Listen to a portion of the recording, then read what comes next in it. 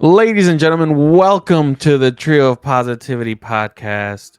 It is week 9 of the NFL season, which is another week of us crying in shame because I am very saddened to report that the Chicago Bears played in week 9 and they lost to the New Orleans Saints 17-24. I think we should just go ahead and get right to it. Hey, before we get into the game that was today, let's focus on some positives that the Bears Well, had that before happened that, hi, before the game. I'm Chris. That's Miller, or that's Miller, right? Right. What? Yeah. Oh, yeah. There we That's go. Chris. There we go. So So there yeah, was go some ahead. breaking news yesterday. Obviously, we covered it in the last podcast that we had. The Bears traded for Montez Sweat. And we talked about the ins and out of that trade and whether it was going to be a positive. Is it a good trade? Is it a bad trade? Well, one thing that kind of hinged on that was if the Bears could come up with an extension on his contract because it was expiring at the end of the year. Well, yesterday, breaking news. The Bears agree with Montez Sweat on a 4-year, $105 million extension. So it averages out just over $25 million a year. Included in that is about $72 million in guarantees. So that's basically the bulk of the contract. Now, the one number that stuck out to me is the $72 million of guaranteed money. I will say that Montez Sweat has consistently shown durability. He doesn't often miss games, which is a positive. But if he doesn't perform up to expectations, this number will be glaring because it basically means we have to keep him that much longer. It's fairly market value. I'm happy with the contract. It's kind of expected. Chris, what are your thoughts? Uh, eh, I think I said it on the episode before, which I did kind of jump ahead and stuff. I said the trade wouldn't matter until we got a contract. I think we got a contract that, which you were kind of bringing up, that seemed to hit home with a couple of predictions that were out there too. So Hmm. I'm okay with it. I mean, we had the money. We're gonna have draft capital here in the future too. So I think it's a good start. I don't necessarily think it's something that was glaring, but I do believe that it was something that needed to be done because, well, we haven't had that much success as far as signing and bringing players in. So we'll see how this one goes. This is definitely a future move. It's not necessarily something for now, and the contract kind of proves it. So we'll see how it goes. Yeah, and this is his first big defensive signing, polls that is. So interesting. We'll see. He's done a We'll see. lot of defensive moves, but I think this is one that actually reflects back to the team. Yeah, that's true. And yeah, that was. That's pretty good. You Move didn't on. expect me to say that, did you? No, Yeah, look at you. All right, so this caught me time off guard. I remembered to talk a little bit about the actual game before we went right into it. So just a couple stats for you here. Badgett went 18 for 30 with 220 yards, 2 touchdowns, 3 interceptions. Carr went 25 and 34, 211 yards, 2 touchdowns. Daryl Mooney led the receiving with 5 receptions, 82 yards. Foreman, 20 carries for 83 yards, which we're going to touch on that in a little bit. Um, the game was close. The game was very close. If you look at the turnover numbers, you can probably say that this should have been a blowout. But Mhm. um, 5 turnovers to 0, and there was only a difference of 40 seconds in the time of possession. So Yeah, it it was it was was really a tale of two halves, if you will. The mhm. first half was surprisingly dominated by Badgett and the Chicago Bears, although they did get we went into halftime tied. We should have had the lead because of that field goal, but what are you going to do? But in the first half, everything was going well, surprised, and then the second half was just a clusterfuck. But we'll get into that more when Yeah. we get into the episode, but it was really a tale of two halves from this team. Yeah. So let's get started with one of our biggest takeaways. For me, I have to give props to the offensive line. Um, they only allowed 2 sacks, and one of them wasn't really the line's fault, but the line played great. They gave Badgett time. Badgett used his legs, which kind of helped the sack number stay low. It was definitely something that was very impressive to see. It almost made it seem like if we had a different quarterback, we had a chance of possibly winning the game. But I do have to give a big shout out to the offensive line. So that was one of my biggest takeaways. Um, Miller, what would you say was one of your biggest takeaways from today's game? Uh, I want to emphasize Darnell Mooney and the game that he had. I think you pointed it out earlier, 5 catches for 82 yards, but specifically my takeaway is revolves around yak yards after the catch. Hmm. Multiple times during this game, these wide receivers were making moves, getting past their initial defender and extending that play. And I was really impressed by Darnell Mooney today, as well as DJ Moore, just making some good moves on the field that really extended that play, which allowed us to move down the field, which we got points. We got points. Not as many as We I would have definitely got wanted, but points. we got points. So my biggest takeaway is that yak number. I feel like every time we talk about the Bears, we always seem to bring up the same names over and over because we saw them give production the previous year, and this is gonna go straight into one of my biggest positives, Cole Kmet. Now, before I get into it, before I dick ride the man, hold I on. was about to say, Bef- every week you Every freaking week, are listen, riding him, man. listen. It's probably on your fantasy team. No, he's not. I was gonna draft him, but he's not. However, that catch for a touchdown was very impressive. Like for that catch alone, I'm like, you know what? I see why we signed the guy. That catch showed potential. I mean, in coverage, the route that he ran, which was going from the left side of the field to the right, and to just be able to turn around and catch it. I let out the loudest yeah I think I have in the season so far because of that. So Yeah. my biggest positive, shout out Komet, 2 touchdown catches, and a fantastic catch in the end zone. Yeah, that was very pretty. It was ballsy. I like that Matt Ryan, the announcer. Yeah, that Matt Ryan. He was announcing the That game Matt today. Ryan. I like how he commented like immediately. He should not have thrown that ball. He should not. They showed a replay of that play. Everyone was covered. Everyone was covered. There was no shot I honestly think that that ball was meant to go out because he was on the other end of the zone. But then if you look at it, he's aiming for him. He's like saying, "All Yeah, right, I here you mean, go." was it a bad throw? Yeah, because he's Yeah, it was rolling to definitely a his bad throw. left. But Yeah, I it mean, was a at the bad throw. same time, they say to do this all the time. I Give your mean, receivers a you chance. have Cole Kmet, a tight end, against a corner. Like you one on one, throw the ball up. You hope this would happen. Like I mean, it was a bad throw because you don't often see quarterbacks throw to the other side of the field that they're rolling to, but it's also at the same token, it's like it was a one-on-one matchup. Let's see who wins it. Yeah, And that's what he did. And Komet won it with a very positive fashion with that execution of that play. That's for sure. yeah. Um, it was very nice to see. I would show the highlight, but we don't have the full rights to show it because we do plan on posting this on our YouTube channel. That's right, we are live on YouTube now as well. We're gonna post our episodes there on a weekly basis. Um, we were kind of thinking of keeping the reacts just for Facebook, but we'll see how this one goes. If it goes well, then we will probably continue to go ahead and do that.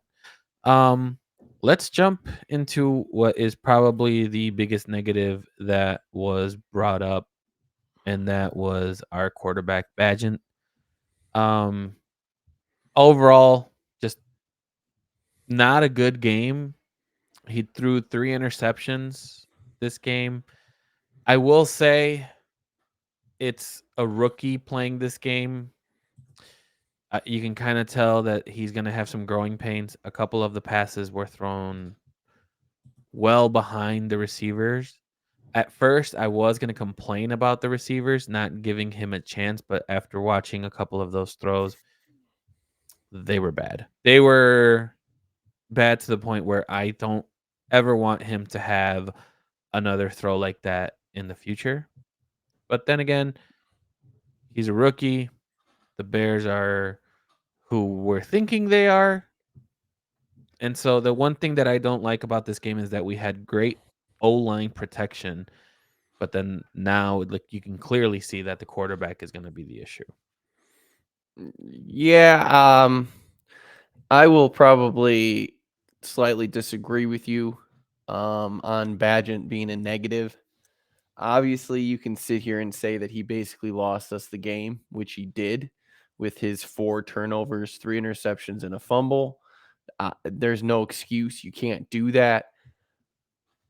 But in that first half, he had the full Chicago fan base screaming Justin Fields who. Yeah. He lit it up. I think he threw for about 150 yards, 2 TDs, and an interception in that first half. So as much as this kid made mistakes and pretty much cost us the game, I will agree with you. He also looked really good. He was reading. You can see him going through his progressions, making the Yes. throws. Like he was making NFL throws. That's for damn sure. He did not look like a rookie Division II quarterback out there. He looked like a fucking professional quarterback. That's He looked like exactly he what he knew what he looked was like. doing. He looked like he knew what Yeah. he was doing. He was making the throws he needed to make, moving the team down the field. Now, his legs were quite surprising. He put up 70 yards on the ground. I was not expecting that. So that was a big part of the game as well, being able to move the ball that way. So as much as you can give him the negative for essentially losing the game for us, I will concur to that. But he made some plays out there that I was not expecting. I was not expecting us to be in the game, and we really were in the game for the whole time. We were. One thing to point out too is that we had a first drive. We've been receiving the ball now 2 games in a row, maybe 3. We start the game if we win the toss, we receive. He threw that touchdown. Excuse me. He threw the touchdown. The Saints proceed to basically have to punt the following series, and then the Bears had 7 plays in which the interception was then thrown. One other interesting tidbit: our kicker and their kicker hit a pole today. I don't think I've seen that in a while. Yeah, that's true. That's gonna lead right into my negative because Go I've for given it. him props. I've given the special teams unit props. I've given Cairo props. But man, you just can't miss a 40-yard field goal. You just can't. I mean, Oh, Badgett let us down towards the end of the half. We got into field goal range and he dinked it. Like that was a big point of this game. We could have went into halftime 17-14 with the lead.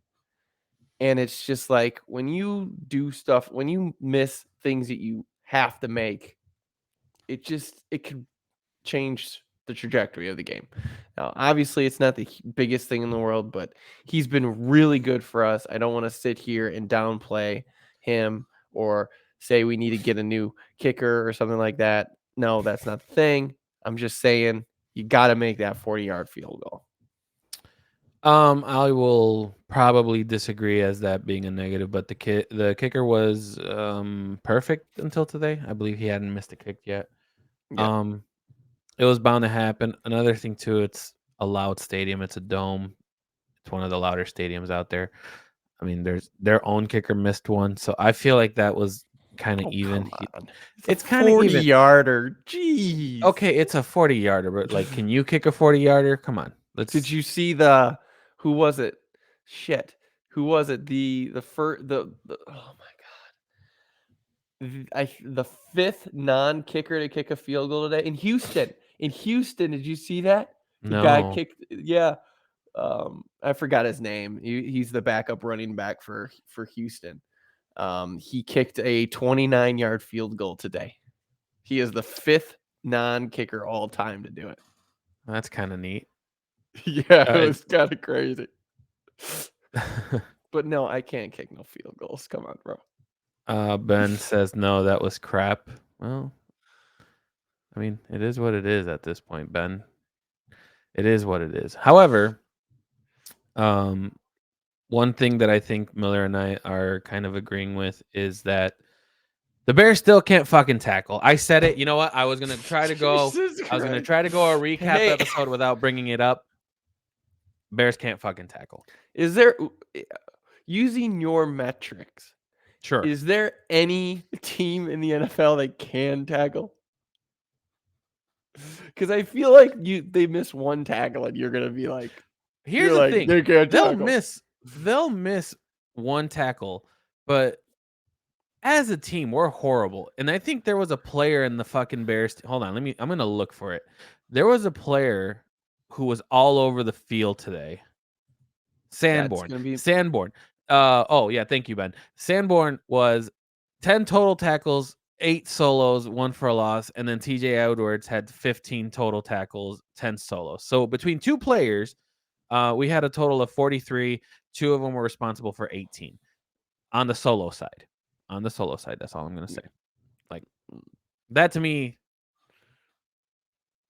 we can't tackle. We're relying on basically 2 players to do all the That's tackling. such a stupid thing. They're the It's like linebackers. It's like their fucking job. That's literally their job. The defensive line is supposed to clog the area so Yeah, that the linebackers can move that in part I and get. tackle the running back. I That's get that literally part. their fucking job. I But get that part. okay, let's I get it. But do we want to start talking about the corners today? under the positives or the negative light. You tell me, because I'm telling you, every game that I see either a player try to do like a shoulder tackle, right? Or a player like just try to go for the legs. Like, where was the tackling where you put your whole body and you bear hug the fucker? You know what I mean? Like you give That him is a literally what good the old bear linebackers hug. do. Yeah, but not come on. There's some players that don't fucking tackle. Like come on. You can't tell me I'm wrong on that part. It's not okay. I'll say this. The Bears can't tackle, but this game they tackled a little bit better than previous games, but they still can't tackle. Can we agree on that? There were some big hits out there by Sanborn and Edwards, and that was kind of one of my positives out of this game, man. We didn't have Edmonds. He was out because of injury. Hopefully it's not long term, but Edwards and Sanborn, they were all over the place. And Edwards had just a phenomenal game. Like you mentioned, 10 solos, 15 total tackles. He had a tackle for loss, a pass deflection, and a QB hit. So he was flying all over the place. And Sanborn just the same. And so it was good to watch those guys move and execute on tackling. Hey, I mean, look at what our viewer Ben is saying. Badgers, baby. Sounds like a homer if I've ever heard one before. But as we move on with our negatives, I guess you could say. No, we're positives. Oh, we're back to positives? I thought we were still on You already negatives. covered negatives. How many negatives did you want to cover? I mean, it's a fucking Chicago Bears. What'd you expect? I feel like this game there was 2 types of play calling. I think the first half we took chances, and then the second half it was like trying to keep it like in the middle. Again, the interceptions are Badgin's fault. I think he'll learn from those. Someone's got to tell him like, hey, if the guy's covered and he's gonna try to help you, you got to try to throw it in front of him. But I believe the play calling on the second half was a bit softer.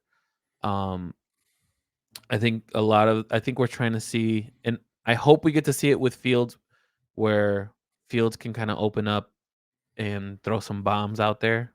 At least throw passes that are more than 10 yards. I'm seeing I don't know if it's like Miller, and you can stop me and correct me if I'm wrong, but in the 2 games that we've recently seen Badgett, it almost looks like, um, he gets a little bit of free reign with the passes that are more than 10 yards. Like, I feel like he's thrown more than but this is just me, like, Oh, from looking jeez, the game. dude. I just think he actually progresses.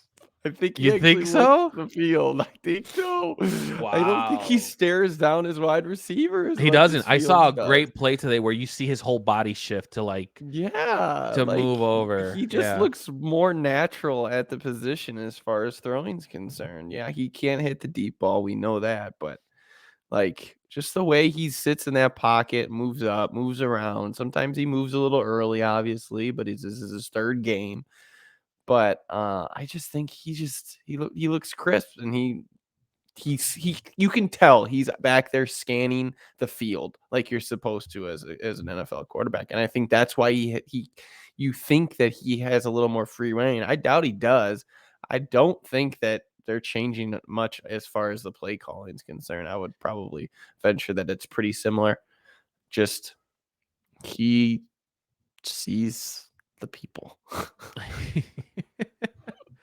Um, just to kinda, flip into it, I think one point that we kinda did miss a little bit, but thanks to our chat, for helping us out.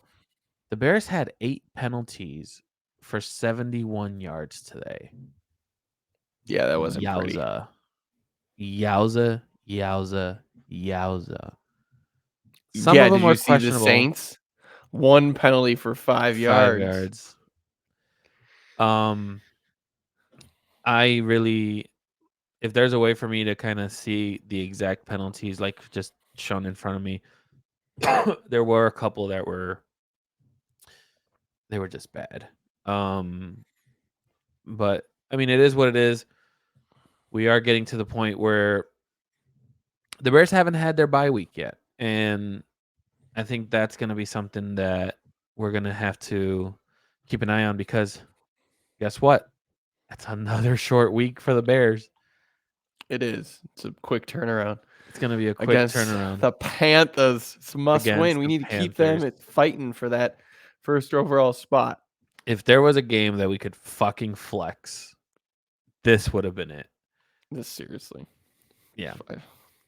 I But with this I hate that game, the Bears have 2 Thursday night games too. I hate Thursday night games. I mean, I'm okay with them. No. I'm okay with them. I Screws mean, up my whole week. I don't wanna be I guess forced to watch a football game on Thursday. that's fair, but I think that gives you the opportunity to do like red zone on a Sunday, which is also That's fun. fair. Yeah. It's not necessarily something that you always want to look for, but then again, it's the fucking Chicago Bears. They're 2-7. What can we possibly get excited for? I know. That's the problem. It'll be interesting to see. Can we finish the positives? Sure, go ahead. Let's finish the positives. I already did my positives. It was TJ Edwards and the linebacking core. Oh, I told you mine was Komet and the O line. Are you not paying attention? That was your takeaways, you genius. No. Oh shit, you're right. Not both of them were.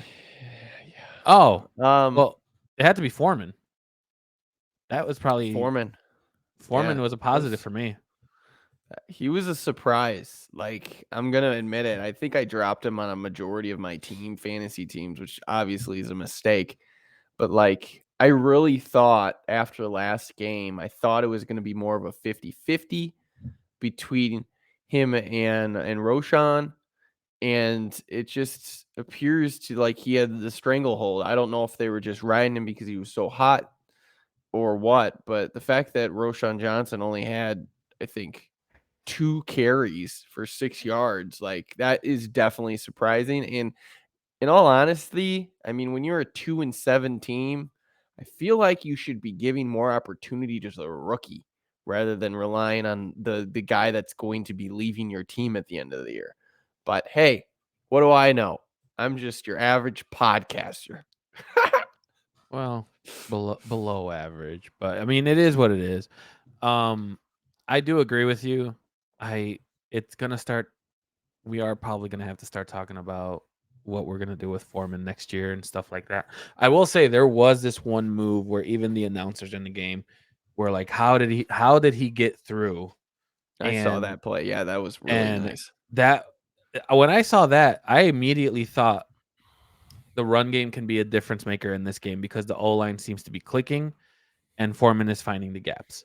Um, if anyone in chat can give me a way of finding like in depth game stats, I'm pretty sure there's a stat stat which shout out Jeff, that we could probably talk more, but we'll probably bring that up on Wednesday's side. I just But don't know how fast they get that stuff out. yeah, that's I kind think of a lot another of that thing. stuff will get released tomorrow after the film's reviewed and all that. I'm intrigued to see a lot of what was moved for Badgett and kind of do like a comparison for like the first two games.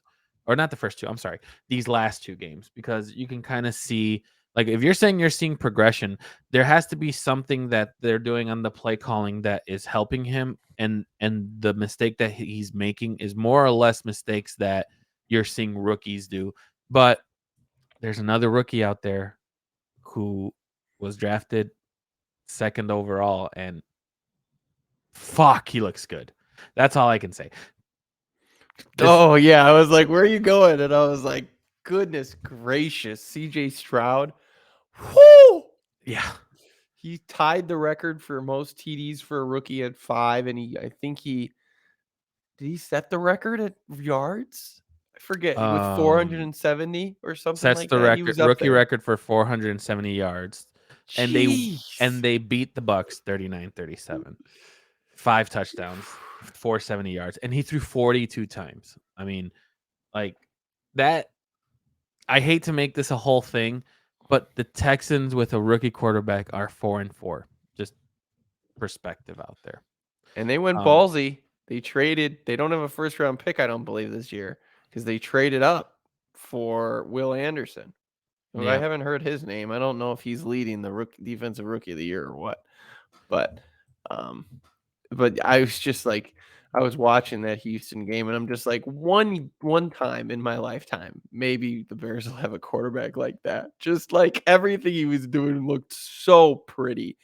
And I mean, like, you have those people that talk about Justin Fields and like, oh, he's just learning an offense. That's why he was so bad last year. This motherfucker is 8 games into his rookie year and he's slinging it for 470. Jesus Christ! Yeah, Well, just one it's time, just one pretty time. good. Want to touch base again with chat. This is back to Badgett. Yes, he's made some bad decisions, but he has time to read and do his progressions. 100% agree. Now the question is, I obviously we know there's not going to be a quarterback battle when Fields come back when Do when he we? gets here. Do we? Listen, at least until the first game when he gets back, because if I'm Fields and I'm seeing like I'll say your words. This Division two quarterback go through progressions. If I'm Fields, I would go up to him and I'd say, "Hey, whatever you're doing, can you show me, or what is your thoughts, or how do you do it?" Because It's just I mean, there has to be something with the kid, like.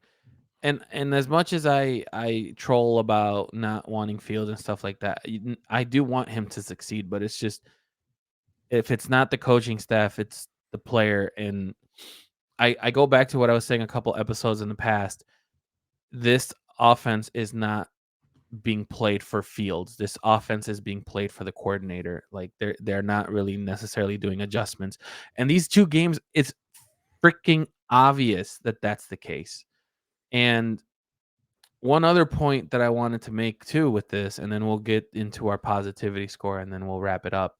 Um, the game ended with both quarterbacks not reaching 250 yards in passing. And that was one thing that I was saying before. Like the average of passing yards per game, you don't need to throw 300-yard bombs all the time to win. Now, if you're CJ Stroud, like we'll take what you threw. Um, but it's going to be obvious that they're going to be looking at short dumps or 5 yards to control the game. And I think that's what the Bears are looking to do. Can Fields do the same? That's where I'm 50-50. I think Fields can do it, but I think they trusted Fields' legs to do it more than his passing. I mean, I understand what you're saying, but we got 156 yards on the ground. So, while I understand you're gonna say we didn't need 250 yards, I mean, we got 156 yards on the ground. So it's like we made up for the lack of passing yards because our rushing was so good, with Foreman and Badgett taking the bulk of that at about 153. So like they were just dominating that the ground game, and Yeah. they didn't need to throw the ball down the field. But I will tell you, he had quite a few throws, good throws. I mean, go look at the Chicago receiving. You have all 5 wide receivers besides Roshan had catches longer than 10 yards, like Tunyon 11, Evans 17, Moore 18, Komet 18, and Mooney 38. So they weren't sitting here doing wide receiver screens. Like, go watch the fucking rookie in New York play. Listen, Like, the fact that he's even on a field right now is a fucking joke. Like listen. last week against the Jets, he didn't even throw a past the line of scrimmage, and now he was playing today, and he was just awful. They got destroyed by the Raiders, but neither here or there. But it's just like the fact that he's doing what he's doing. He's looking like a competent quarterback back there, and I do agree with you. Fields is going to start possibly Thursday, but if he starts slow, ooh, maybe it's gonna be fun to watch. Listen, This game might actually have some intrigue. listen, I need to full screen this and I need someone to take a screenshot because this right here, this I love. Um Ben says I don't often agree with Chris, but he is right on the play calling. I mean, it is what it is. The one thing I will say, and then we'll go right into our positivity score, is that, and it's more of a question that I want to say. If and when Fields comes back, does the play calling stay the same? Or because Fields is back, does there need to be an adjustment? I think you're gonna have more deep throws because we all know Fields is pretty good at that. But the bottom line is the play calling isn't gonna change. I don't think it changed for Badgett too much. And it's not gonna change for Fields just because it hasn't changed all year. That's Like you fair. said earlier, like our offensive coordinator has not adjusted his scheme for Fields. And why should he start now? You know what? That's fair. I 100% agree with you. I think this is the most we've agreed with each other. It scares me a little bit. It's it's something that I don't think was going It is to not occur. Well, Miller already saw it. it's not Ben, who's different. becoming our biggest critic as we go in this, wrong Miller. It is way different from when they had Oh, Fields in. d I oh, agree. come I on. agree. I agree. I agree. I I agree. Um, Watch jeez, just watch Badgett actually control the offense, change the plays, make the calls, not stare down his receivers. Like, you can't there's multiple times a game when Fields is on the field where they blow up the wide open wide receiver. Honestly, for all the mistakes that Badgett has made, I haven't seen anybody do that for him. Now, maybe it's just because he's a rookie and they're not going to point out his glaring mistakes, but there aren't very many screenshots of people wide open running down the field. I mean, there were a couple. There were a couple with Badgett. Let's not. There were. Look, I as the non-homer of the Trio of Positivity podcast here, and I don't really follow Reddit that much, but thanks to Ben, I did go into a little Reddit dive, which Oh lasted no. it lasted about an hour and a half. I did have to actually go and find the play, but there were a couple, like maybe a handful, where you can clearly see Badgett is like there was a couple. That's all I was gonna say. This is before today's game. There, Okay. Okay. Okay, That's but all if I wanna you're say. gonna have to go down to an hour and a half hole on Reddit to Well, find this, okay, I'm not to be gonna feel fair, too bad about the my Chicago statement. Bears look, I'll say it, and this is probably gonna get us canceled on the Reddit side, whatever. Chicago Bears Reddit is toxic as fuck. That's all I really wanna say. Like, everyone there thinks they're the GM of the team. Everyone there thinks they're the statistician of the team, only to prove their point, instead of just coming to the point that the Bears are dog shit. Like, that's all we have to say. If we all agree that the Bears are dog shit, guess what? We'll have stats to prove that they are dog shit. But if we're gonna nitpick on certain stats, like me nitpicking on Komet, this game was clearly obvious that if you get Komet involved early, it can possibly set you up for success. We now see a run game that if we get them set up early, it can possibly get you set up for success. Why is it that in the second half we kind of steer away from it? Like, that's the only Well, I thing mean, that no, but here, let me finish my thought. That's the only thing that I would say that is negative about the play calling of the Chicago Bears. Is like we see these glimpses in the first half, and then the coordinator's like, listen, these guys are playing chess. They know what my next move is going to be. So you know what I'm going to do? We're going to do a bunch of screens because they won't expect it. Hell, I don't even expect screens, but we're going to give them screens. And then I we're going to mean, do play action. Like you're playing against yourself at I that point. don't And that's think what it it's, looks like. I don't think it's, I don't think it's beneficial for you to start talking about play calling in the second half, considering the fact that they turned the ball over 4 times. Yeah, I think, but that's what I'm saying. Like I was saying in general, this game though, you'll go into tomorrow's Reddit. Go into tomorrow's Reddit, spend like 20 minutes, and just watch. Just go ahead and watch, and then tell me. And you know what? I'm gonna challenge you for the next episode. I'm gonna challenge you. What I want Not you to going do. down that Listen, hole. I'm listen, not listen. going down Here's the that. challenge that I propose for Not going Miller. down that. Listen though. The challenge is I want you to find me the most negative thing that was posted about this game in Reddit. And then I want you to tell me how accurate or inaccurate that certain post was and how many comments there are of I'm people too just old for agreeing. homework. Listen, I get it, but Miller, I was there and some of the shit that I was reading, I read somewhere that said get rid and this, I've said like get rid of Field, but I say it to like prepare for like the next quarterback. There there was a comment, I shit you not, that said the Bears should really consider trading Field and giving Badgett a max contract. Not even kidding. I will try to find it and see if I can post it somewhere. But I saw that, and I think there's definitely trolls in Reddit. Don't get me Yeah, I'm wrong. sure you and Ben both have about 60 screen names Miller, you there are use. people. There was one comment that says, "I don't know if this is serious or not, but I may consider paying Badgett if we continue to see progression." What? Like that's the kid's played 3 games. He's not even playing to CJ Stroud's level, and we're saying to like, okay, see, I'm getting in the whole like circle. Yeah, This you is are. this You is why are. I can't You're like Twitter. circling the drain. I'm circling. Twitter's a little bit better because you get like funny stats in between there. Like Badgett is 1-0 in plays in which he's had to run for his life, like stuff like that. Like that's funny to me. But there's some other tidbits that I want to get into. But we are running long. I'm gonna go ahead and swing it right over to you, Miller. Miller, the Chicago Bears lost 17-24 against the New Orleans Saints. What is your positivity score for the Chicago Bears thus far? Whew. I think I'm sticking at the same thing I said last week. A 2. Didn't I say 2? I don't know. I'm like 2 or 3. I don't know. It's becoming less and less interesting of a team. Don't know what to do. Don't know what direction we're going. I'm struggling. I'm struggling. Do you bring Fields back? You got to bring Fields back. Throw the ball, see how he does, but I don't know. I almost want to see Badgett play a little bit more so I can pay him that max contract. That max contract. I'll be very honest with you, and I think we can probably talk a little bit more on Wednesday's episode because I want to get Boopin's opinion on this. I'm fine sitting Fields since the team is 2-7.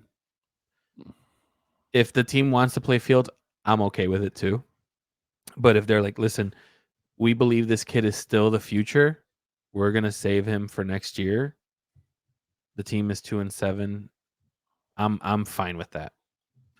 But I can definitely see you can sit him. Like, I mean, what is the point of sitting him? It's not like it's increasing his trade value. And it's not like it's finding out if he's actually your guy. It accomplishes literally nothing. If you are The already, only thing that it will accomplish is figuring out who Badgen is. But I don't do you know if you're really gonna want to be do that though? Like as a fan. And by the way, my positivity score, I'm the same as me and Miller are just sharing a brain cell today. I'm at a 2 with the Bears. Um, I hate waking up for noon games to watch them. If there were a 3, yeah, waking up because it's Sunday. I don't have kids. It is what it is. Which we got a special announcement, but I'm not going to ruin it. I'm going to save it for Wednesday. I already have a plan for Wednesday, Miller, which I have to talk to you about. But um, I'm fine watching other games at this point. If the Bears win, great. But now that we have this podcast, it forces me to watch because I have to be able to talk about something that happened in the game. I'm at a 2 for them. It doesn't do anything for me. they're a team with no direction. We don't even know who the head of the snake is as far as their quarterback's concerned. We don't know who their coach is going to be. It's probably not going to be Eberflus because I think everybody in the league has more wins than he does. And just like it's we're just treading water here, which is why I want to have something to hang my hat on, and whether that's Badgins or whether that's Fields, I don't know. My leash with Fields is pretty damn short at this point because of his inconsistencies. And yes, you have the people out there like the comments that were made in this chat talking about how Badgett has more time in the pocket and offensive line's better. This New Orleans Saints defense was probably the best defense that we've played all year. Let's be real. And Badgett looked really good that first half. That's all I can say. Listen, we have a comment that said you got to play Field. Why do you? I mean, the thing is I think some people. This is why I laughed before the season started about the expectations that they had of Fields. Is the high expectations I get? Well, the higher than normal expectations that I would have set for Fields, and is that while he's a good quarterback, we haven't really seen a ton of him, and the only thing we've really seen him do is run the ball. Now we're kind of seeing like, hey, might need some more development, might need some more thing. And you can But clearly see it too. Like you can clearly see the difference in playing style.